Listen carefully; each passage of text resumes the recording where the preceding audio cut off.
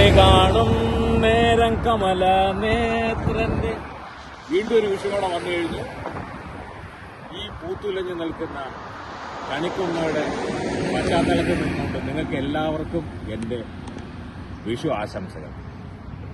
ശരിക്കും പറഞ്ഞാൽ വിഷു ഏപ്രിൽ 14 വരുന്നത്. ഏപ്രിൽ 14 അല്ലെങ്കിൽ ഏപ്രിൽ 15. ഇപ്രാവശ്യം ഏപ്രിൽ 15. മലയാള മാസം മേടമാസം 1-ാം തീയതിയാണ് വിഷു വരുന്നത്. ഇന്ന് മേടം 1 പക്ഷെ നാളെയാണ് ശരിക്കുള്ള വിഷു. വിഷു എന്ന് പറഞ്ഞാൽ അതിൻ്റെ ശരിക്കുള്ള അർത്ഥം ഈക്വൽ, സമം, രാവും പകലും ദൈർഘ്യത്തിൽ ഒരേപോലെ വരപ്പോഴാണ് നമ്മൾ വിഷു ആഘോഷിക്കുന്നത്. അപ്പോൾ അത് സംസ്കൃത ഭാഷയായ വിശ്വം എന്ന പദത്തിൽ നിന്നാണ് വിഷു എന്ന വാക്ക് വന്നത്.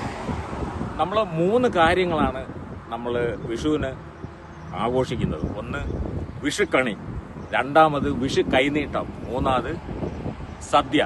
വിഷു സദ്യ ഇല്ലാതെ വിഷു പൂർണ്ണം ആവുന്നില്ല. അപ്പോൾ ഇതിൻ്റെ ഒരു മിത്തോളജി എന്ന് പറഞ്ഞാൽ ലോർഡ് കൃഷ്ണ രാക്ഷസനായ നരകാസുരന്റെ മുകളിലുള്ള വിജയത്തെയാണ് കാണിക്കുന്നത്. വെച്ചാൽ the defeat of good over evil, അതാണ് ഇതിന്റെ മിത്തോളജി എന്ന് പറയുന്നത്. AD 844 845 ഈ വർഷമാണ് ഇത് വിഷു ആഘോഷം തുടങ്ങിയത്. അപ്പോൾ ഞാൻ പറഞ്ഞ പോലെ വിഷുവിൻ്റെ പ്രധാന 3 അട്രാക്ഷൻസാണ്, അല്ല ആഘോഷമാണ് വിഷുക്കണി. വിഷുക്കണി എന്ന് പറഞ്ഞാൽ നമ്മൾ ചെമ്പ് ഉരുളിയിൽ ഈ വിഷുവിനെ പ്രതിനിധീകരിക്കുന്ന കണിക്കൊന്ന മഞ്ഞപ്പൂവിൻ്റെ അർത്ഥം എന്ന് പറഞ്ഞാൽ അത് സ്വർണ്ണ കളറാണ്. പ്രോസ്പിരിറ്റിയെയും ഇതിനെ സൂചിപ്പിക്കുന്നതാണ് കണിക്കൊന്ന.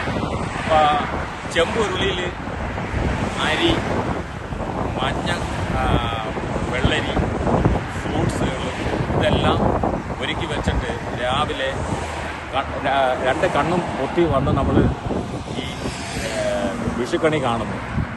രണ്ടാമത് വിഷു കൈനീട്ടം.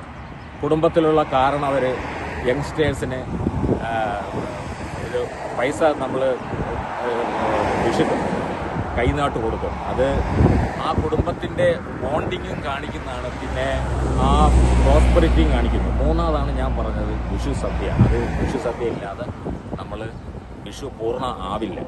അപ്പോൾ നമുക്കറിയാം ഈ ഒരു പ്രത്യേക സാഹചര്യം, ഈ സാഹചര്യം കടന്നുപോകും, ഈ സമയവും കടന്നുപോകും. Yesterdays are finish, tomorrows are not promised.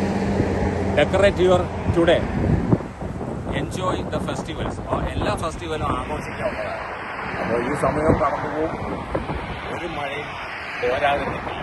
അപ്പോൾ വിഷു ആഘോഷിക്കുക. വിഷുക്കണി, വിഷു കൈനീട്ടം, വിഷു സദ്യ.